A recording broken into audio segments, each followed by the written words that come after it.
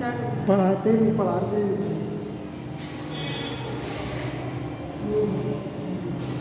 Formula बता दिया no sir. Resolving power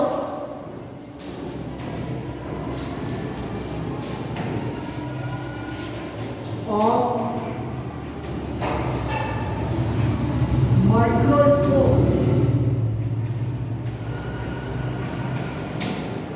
resolving power of microscope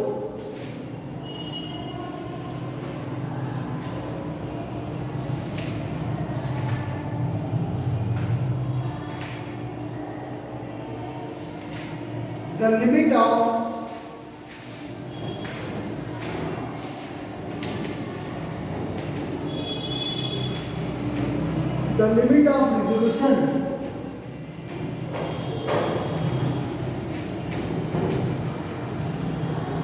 of microscope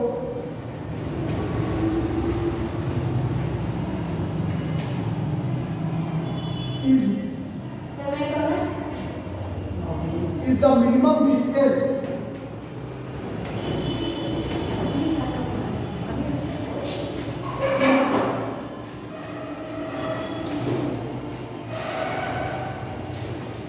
between two objects.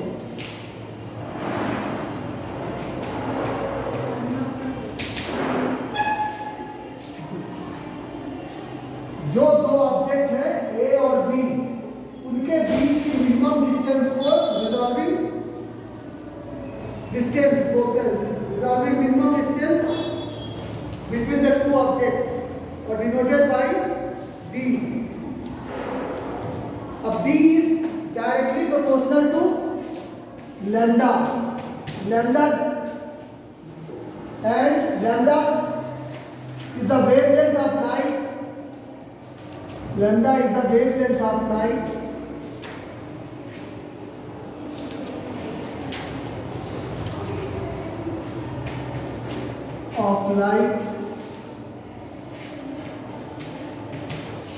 Which is used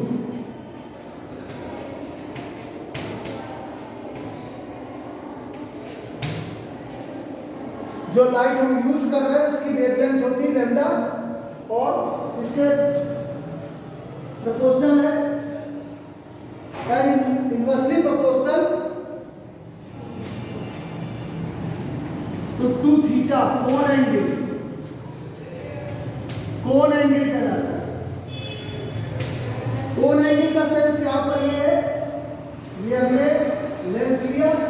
आपने देखा होगा microscope में ऐसे लेंस लगा रहता है और जो ऑब्जेक्ट हम लेते हैं उसको यहाँ पर रखते हैं। ये थीटा और ये थीटा ये कोण एंगल कहलाता है। इसके इनवर्सली प्रोपोर्शनल होता है लिमिट ऑफ रेजोल्यूशन। अगर दोनों फार्मूले एक साथ लिख दें तो लैम्डा अपॉन 2 थीटा बन जाता है। ये बात है।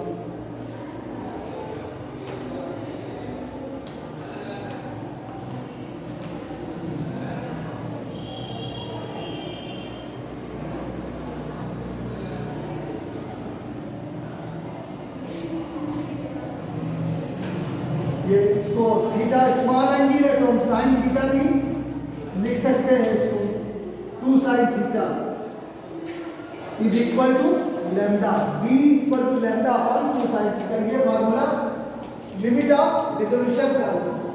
देखिए जितनी डिस्टेंस ये कम होगी जितनी ये डिस्टेंस कम होगी उतना ज़्यादा रिजॉल्विंग पावर बढ़ जाता है क्योंकि रिजॉल्विंग पावर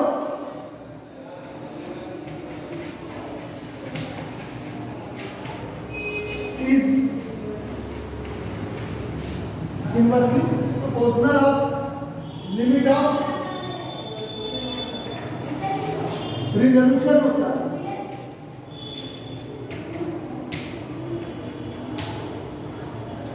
जितनी कम होगी उतना रिजॉल्विंग पावर बढ़ जाएगा।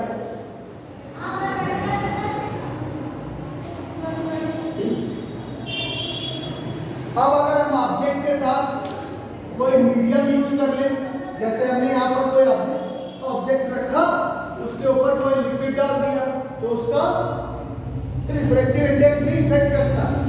तो D इक्वल टू बन जाता है lambda upon 2 mu sine theta.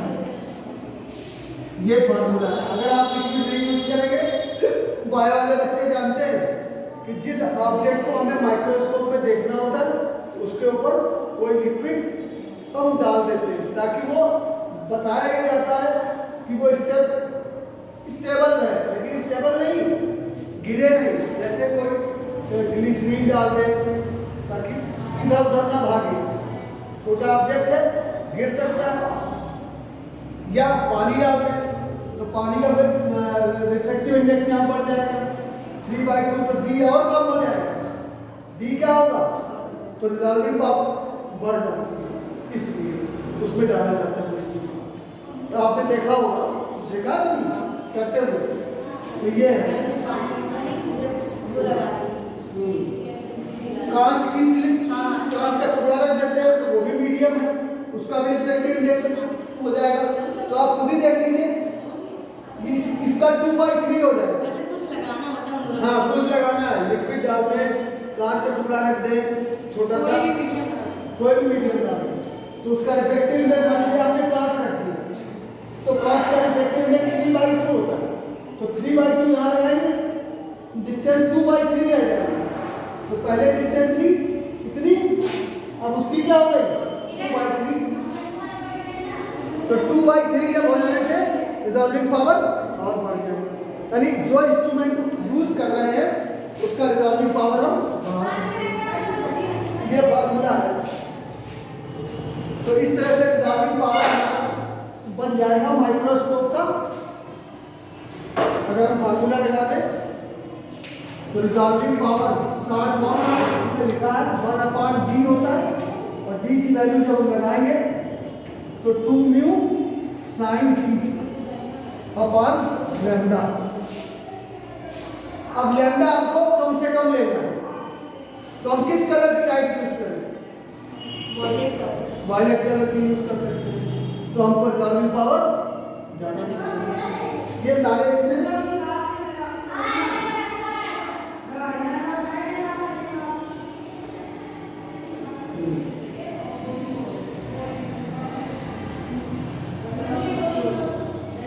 A mu sin theta is a numerical value of aperture of lens.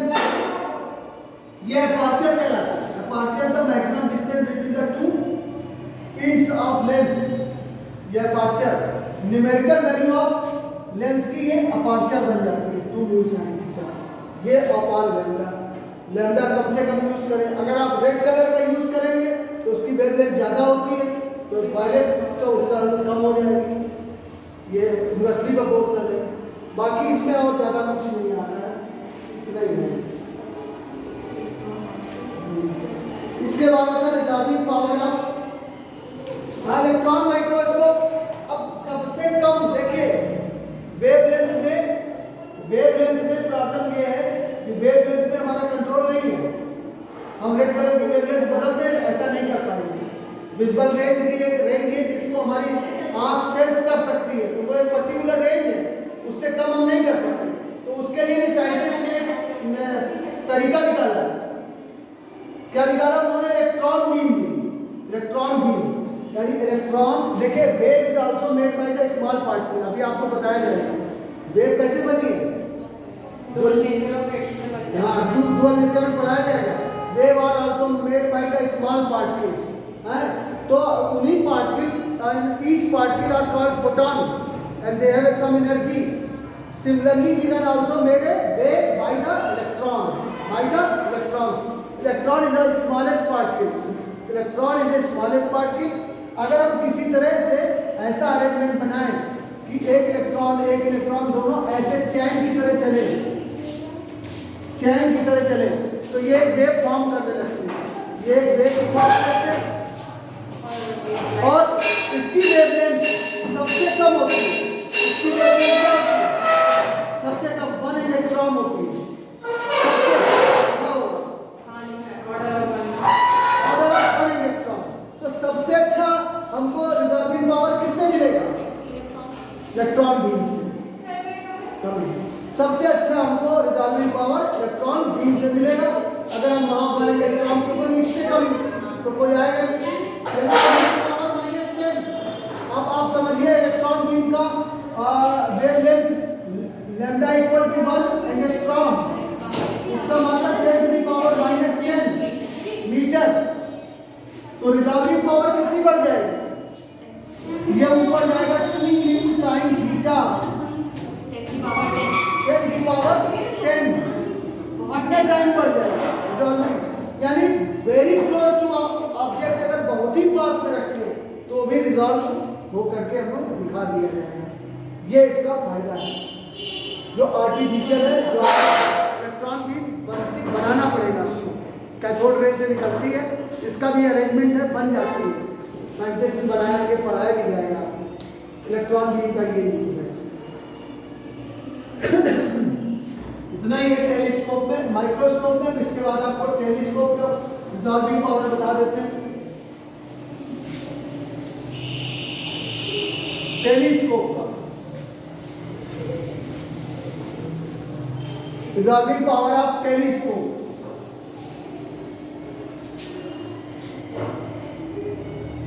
Power of telescope.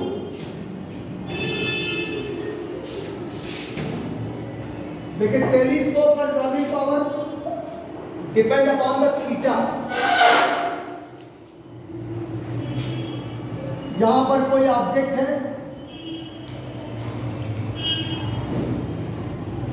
एक S1 ऑब्जेक्ट है और S2 ऑब्जेक्ट है।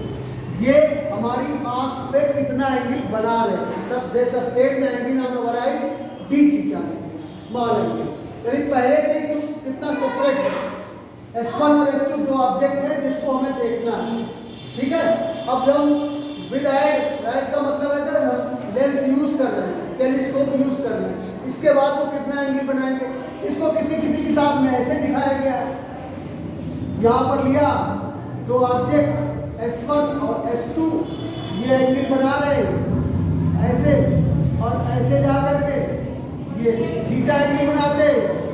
विदाउट इंस्ट्रूमेंट अल्फा बना रहे हैं, विद इंस्ट्रूमेंट ये थीटा बनाने लगे। ये किसी किताब में बताया गया है। यही सब हर एक किताब में अलग अलग मिलता है।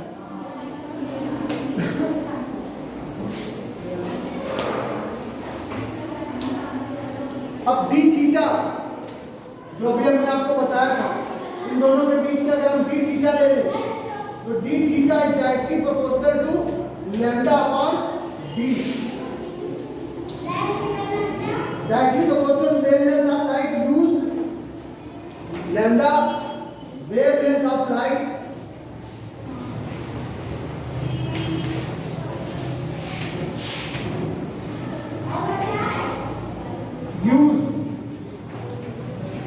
जो वेवलेंथ हम लाइट की यूज कर रहे हैं। हालांकि इस पर हमारा कोई कंट्रोल नहीं है, इस पर हमारा कोई कंट्रोल। अब मान लीजिए हमको दो स्टार देखने हैं तो हम चाहते हैं लाल रंग की लाइट में देख पाए, नहीं देख पाएंगे। देख सकते हैं, हमारा कोई कंट्रोल नहीं है।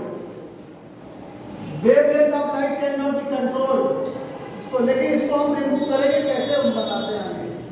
दूसरा है डी के इनवर्सली प्रोपोर्शनल होता है। डी है अपर्चर, D है aperture of lens. Aperture of lens देखिए ये बहुत कॉमन क्वेश्चन है, इसमें अक्सर पूछा जाता है। टेलीस्कोप का जो लेंस है वो बड़े अपर्चर का क्यों लिया जाता है? बड़े अपर्चर का समझते मतलब ये लेंस का ये डिस्टेंस कहलाती है अपर्चर। बड़ा से बड़ा क्यों ले? बड़ी चीजें देखते हैं हम लोग, नहीं सारी इमेज बड़े नहीं, डी थीटा को कम करने के लिए। देखो हर एक में वही है, resolving power is equal to proportional to 1/d theta. 1/d theta. तो ये डी थीटा जितना कम होगा उतना रिजॉल्विंग पावर ज्यादा होगा। अब यहाँ पर लैम्डा में हमारा कोई कंट्रोल नहीं, तो हम क्या कर सकते हैं? डी को बढ़ा सकते हैं। बढ़ा देंगे तो डी थीटा कम हो जाएगा। डी जितना ज्यादा बड़ा करेंगे उतना ज्यादा। अब यहाँ पर एक प्रॉब्लम और खड़ी होती है।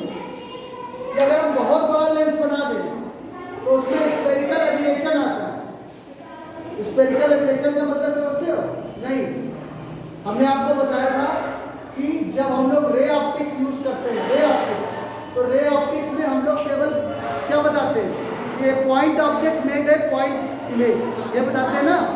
लेकिन वेव ऑप्टिक्स ऐसा नहीं कहती।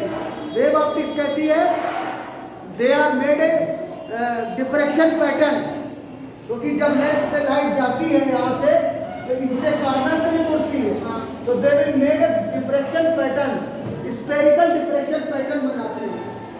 On the screen they form A diffraction pattern, ऐसा। ये इसका सेंटर राइट है, ये कॉन्सेंट्रिक रिंग्स बनती है ऐसे करके, जो ब्राइट, फर्स्ट ये ब्राइट है, ये ब्राइट, फिर डार्क, फिर ब्राइट, इस तरह की रिंग्स बनती जाती है। तो रे ऑप्टिक्स केवल इसकी बात करता है, इसकी। रे ऑप्टिक्स में जब हम बात करेंगे तो वो इसी की बात करेगा, इनकी बात नहीं करता, क्योंकि उससे रिलेटेड है नहीं। रे ऑप्टिक्स के थ्रू हम डिफ्रैक्शन पैटर्न नहीं समझा सकते, तो रे ऑप्टिक्स केवल इसकी बात करता है। लेकिन जब हम वेव ऑप्टिक्स पे आते हैं तो वो पूरे पैटर्न की बात करता है, तो वो पूरा ये स्फेरिकल एबरेशन कहलाता है।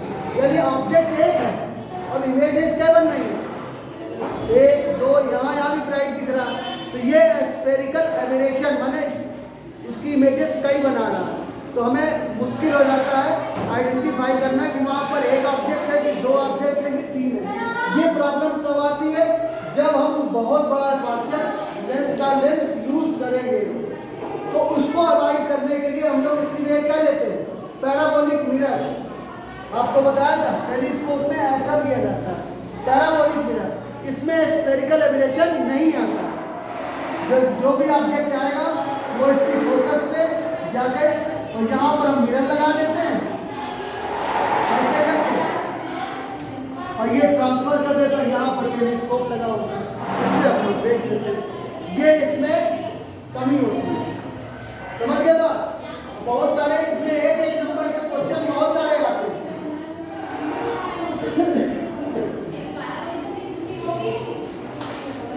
तो D theta is directly proportional to lambda upon D होता है।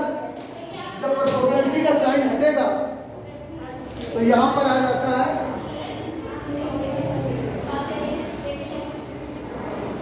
1.22 D theta equal to 1.22 lambda upon D, lambda upon D. तो रिजॉल्विंग पावर हो जाता है 1 अपॉन डी थीटा, और इसकी जगह लगा देंगे 1.22 लैम्डा इंटू डी। अब resolving power is equal to aperture of lens, जो लेंस यूज करते हैं। सबसे बड़ा वहाँ पर बना है एक न्यूयॉर्क में कहीं है, वहाँ पर बनाया गया 200 इंच का, 200 इंच का बना हुआ लिखा हुआ